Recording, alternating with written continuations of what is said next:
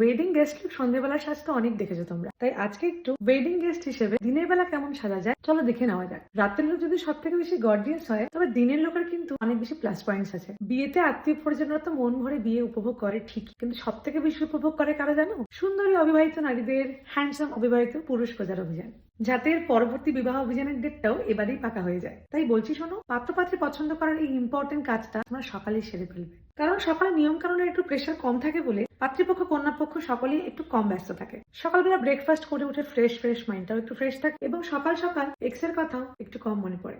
কিন্তু সব থেকে ইম্পর্টেন্ট কথাটা তো বলাই হলো না, সকাল সকাল প্রায় সব মেয়েকেই তোমরা আইদার উইদাউট মেকআপ নয়তো কম মেকআপে পেয়ে যাবে।